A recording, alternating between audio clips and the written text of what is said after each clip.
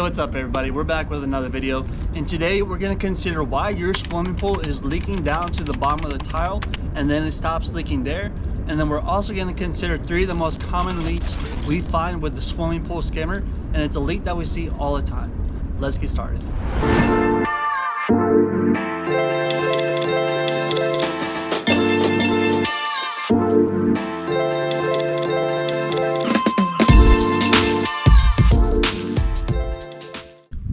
Alright guys, so point number 1 for why your swimming pool leaks down to the bottom of the tile and then stops is because of this right here. This is referred to as your skimmer throat. And if you look at this, what you're going to see is in your tile line, you're going to have an opening where all the debris and the surface water from your pool is going to get sucked into your skimmer. And if you look at this opening, you'll see that it's perfectly in line with the rest of the tile and the rest of your pool. Now what happens, and this is the number one leak that we see in every single customer's pool. But what happens is inside of this skimmer throat, especially where the plastic housing of the skimmer itself and the concrete structure of the pool butt together, that's referred to as a cold joint, and that leaks all the time. Probably at least 50 or 60% of the jobs that we do are going to have a leak in the skimmer throat right here. So what I'm going to do right now is I'll grab the camera, we're going to take a look inside of this skimmer throat, and I'll explain to you what you need to look for, what you need to dye test, and if you want to use a solution like pool putty or a 2-part epoxy, I'll show you where you want to try to install that and see if you can at least patch that or put a band-aid on it for a while until you can get this skimmer throat permanently replaced. So let's take a look at the camera and we'll take a look inside of here. All right, so we got our camera handheld, so let's go ahead and take a look. You're gonna have to get on your hands and knees for this, but if you take a look inside of your skimmer throat, so here you have the opening where all of your water is obviously getting drawn in. And like I said, this is what we see leak in a swimming pool more than anything else in the world.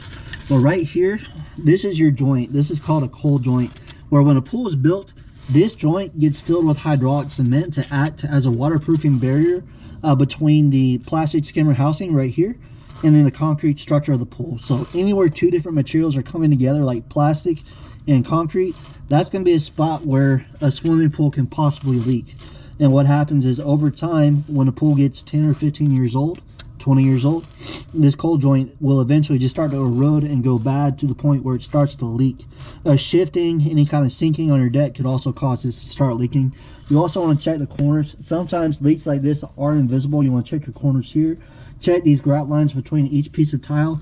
These are all potential areas where your swimming pool could possibly start leaking. Even right here, we've seen in the past where a swimming pool can start leaking between this front piece of tile and the plaster or the pebble tech, like you see here. So this is going to be the first point. With a leak like this, guys, this is sometimes a swimming pool leak that you can possibly get lucky. So if you want to try your luck with putting on a temporary patch or a band-aid, it's not going to be a permanent solution, but you can try your luck with like a pool putty or pool epoxy. You want to get a dye kit as well and just dye test that cold joint, dye test every nook and cranny within that skimmer throat and see if you can find a spot where your pool is leaking. And then once you identify where the pool is leaking, then try your luck with a 2-part epoxy or pool putty and just pack it all along that joint and see if that can possibly get the leak to at least slow down, or if you're lucky and pack it really well, maybe you'll get it to stop completely.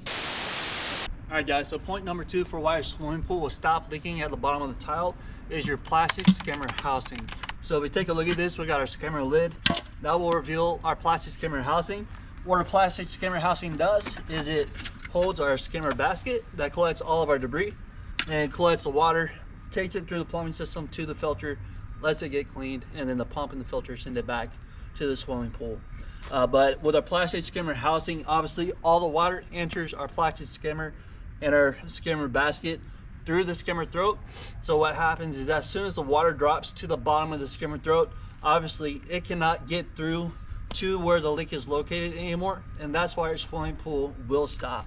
So if you grab the camera, what you want to do with this is you want to take a look at your plastic skimmer housing and really just visually examine the entire thing. If you take a look at this one, you can see that it's starting to get discolored. It's starting to look a little bit older. But what you're going to be looking for is cracks running all through the plastic skimmer housing. A lot of times we see them running vertically.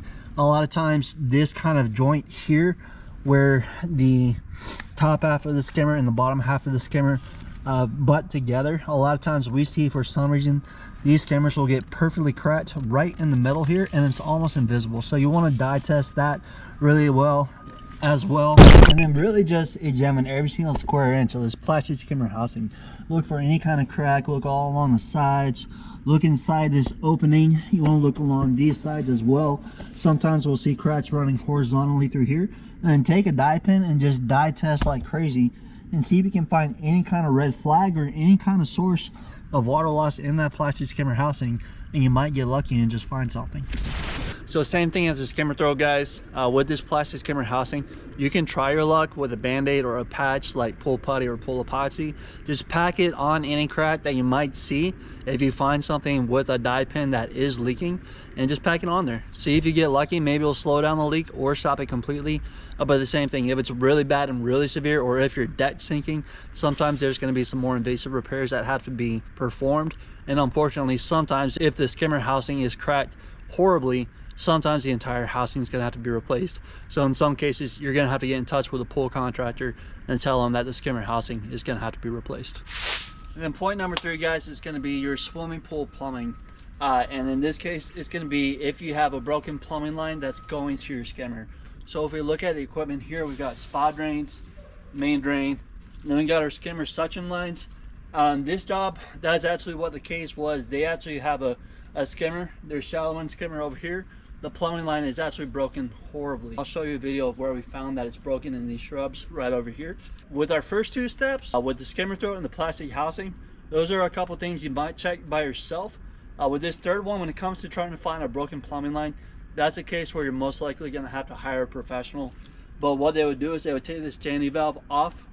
Actually, let me grab the camera for this, and I'll just show you what they would do firsthand.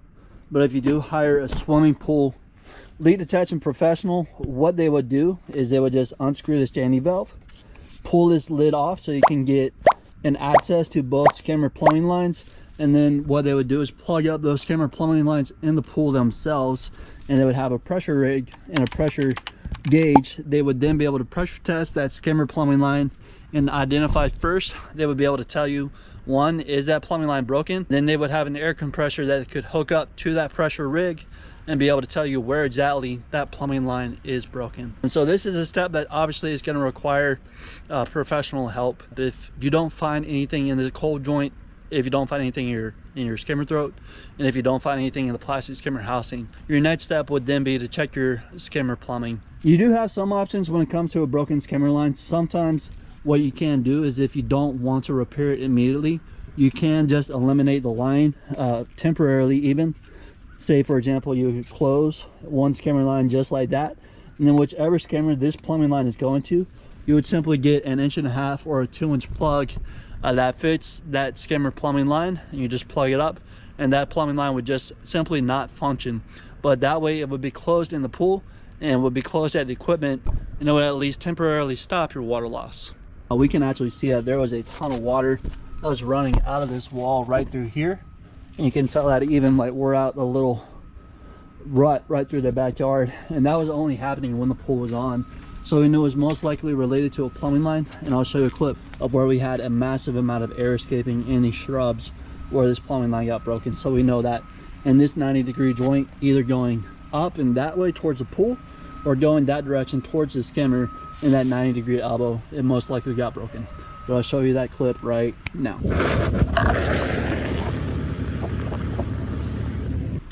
All right, guys, so that's it. That's 3 tips for why your swimming pool might be leaking down to the bottom of the tile and then stopping.